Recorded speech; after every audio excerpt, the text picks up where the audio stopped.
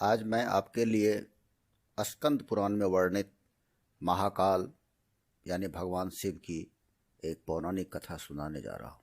अद्भुत कहानी में आपका स्वागत है। इस चैनल को सब्सक्राइब या फॉलो करना नहीं भूलिएगा।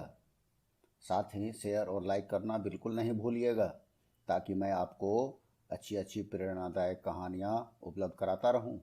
इसको आप Spotify podcast, Google podcast, Apple podcast पर भी सुन सकते हैं। इसका लिंक नीचे डिस्क्रिप्शन में दिया हुआ है। इस कथा के पठन, श्रवण एवं मनन से भगवान शिव यानी महाकाल अत्यंत प्रसन्न रहते हैं और उनकी कृपा सदा हमारे ऊपर बनी रहती है।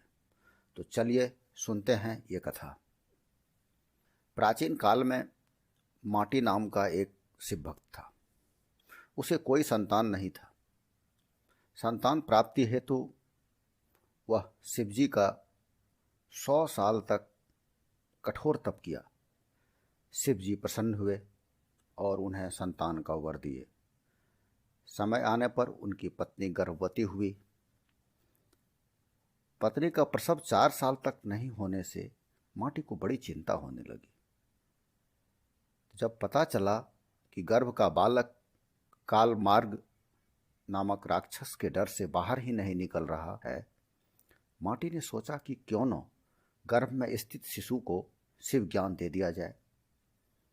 उसने शिशु को शिव ज्ञान देना शुरू किया, जिससे शिशु को बोध हुआ और वह बाहर निकला।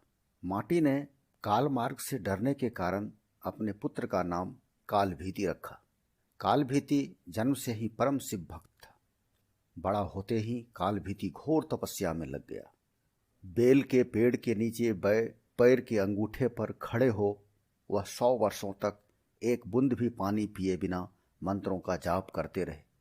100 वर्ष पूरे होने पर एक दिन एक आदमी जल से भरा हुआ घड़ा लेकर आया। कालभीति को नमस्कार कर उसने कहा कि जल ग्रहण कीजिए। कालभीति बोले, आप किस वर्ण के हैं? आपका आचार व्यवहार कैसा है? यह सब जाने बिना मैं जल नहीं पी सकता।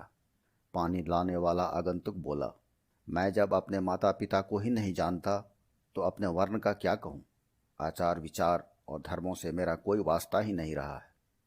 कालभीति ने कहा, मेरे गुरु के अनुसार जिसके कुल का ज्ञान न हो उसका अन्न जल ग्रहण करने वाला तत्काल कष्ट में पड़ता है। मैं पानी नहीं पीऊँगा श्रीमान। आगंतुक बोला, तुम्हारी बात पर हंसी आती है। जब सब में भगवान शंकर ही निवास करते हैं तो किसी को बुरा नहीं कहना चाहिए, क्योंकि इससे भगवान शंकर की निंदा होती है। यह जल अपवित्र कैसे हुआ? घड़ा मिट्टी का बना है, आग में पका है, फिर जल से भर दिया गया। मेरे छूने से अशुद्धि आ गई। तो अगर मैं अशुद्ध होकर इस धरती पर हूँ तो आप यहाँ क्यों रहते हैं? आकाश में क्यों नहीं रहते? कालभीति ने जवाब दिया, सभी में शिव ही हैं। सबको शिव मानने वाले नास्तिक लोग खाना छोड़कर मिट्टी क्यों नहीं खाते? राख और धूल क्यों नहीं फांकते? मैं यह नहीं कह रहा कि सब में शिव नहीं है। भगवान शिव सब में है। मेरी बात ध्यान से सुनिए। सोने के गहने बहुत तरह के बनते हैं, कुछ शुद्ध सोने के तो कुछ मिलावटी। खरे खोटे सभी आभूषणों में सोना ही तो है। इस प्रकार ऊंच नीच, शुद्ध अशुद्ध सब में भगवान सदाशिव विराजमान है। जैसे खोटा सोना खरे के साथ मिलकर एक हो जाता है, इसी तरह इस शरीर को भी व्रत, तपस्या और सदाचार आदि के द्वारा शोधित करके शुद्ध बना लेने पर मनुष्य निश्चय ही खरा सोना होकर स्वर्गलोक में जाता है। शरीर को खोटी अपवित्र चीज़ों से बिगाड़ना ठीक नहीं। जो व्रत उपवास करके शुद्ध हो गया है वह भी यदि इस तरह अशुद्ध होने लगे तो थोड़े ही दिनों में पतित हो जाएगा। इसीलिए आपका दिया पानी तो मैं कभी नहीं पीऊँगा। कालभीति के ऐसा कहने पर आगंतुक हंसने लगा। उसने दाहिने अंगूठे से जमीन कुरेद कर एक बहुत बड़ा गड्ढा तैयार किया। फिर उसी में वह सारा जल ढुलका दिया। गड्ढा भर गया, पानी बचा रह गया। फिर उसने अपने पैर से ही कुरेद कर एक तालाब बना दिया और बचे हुए जल से उस तालाब को भर दिया। यह अद्भुत दृश्य देखकर कालभूति जरा भी नहीं चौंके। आगंतुक बोला, ब्राह्मण देव, आप हैं तो मूर्ख, परंतु बातें पंडितों सी करते हैं। लगता है आपने विद्वानों की बात नहीं सुनी। कुआं दूसरे का, घड़ा दूसरे का और रस्सी दूसरे का है।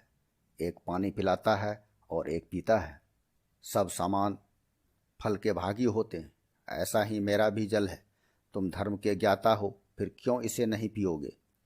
कालभीति ने विचार किया, यदि एक कार्य में अनेक सहायक हों तो काम करने वाले को मिलने वाला फल बंटकर समान हो जाता है। बात तो ठीक है। कालभीति ने उस मनुष्य से कहा, आपका यह कहना ठीक है। कुएं और तालाब का पानी पीने में दोष नहीं है, फिर भी आपने तो अपने घड़े के जल से ही इस गड्ढे को भरा है।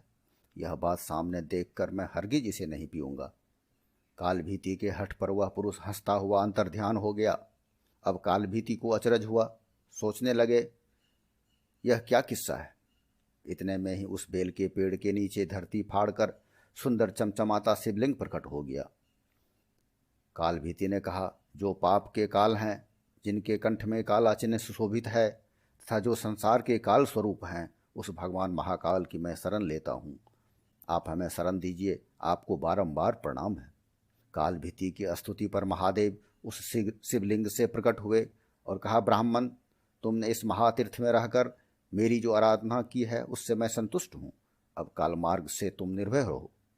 मैं ही मनुष्य रूप में प्रकट हुआ था। मैंने यह गड्ढा और तालाब सब तीर्थों के जल से भरा है। यह परम पवित्र जल तुम्हारे लिए ही लाया था। तुम मुझसे कोई मनोवांछित फल मांगो।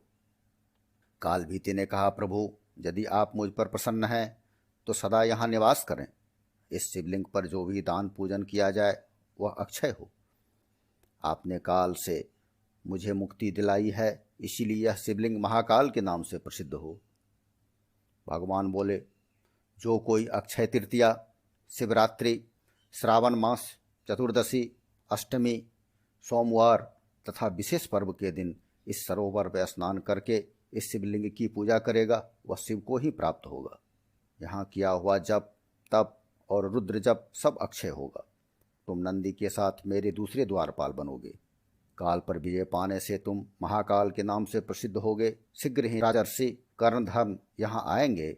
उन्हें धर्म का उपदेश करके तुम मेरे लोक में चले आओ। यह कहकर भगवान रुद्र उस शिवलिंग में ही लीन हो गए।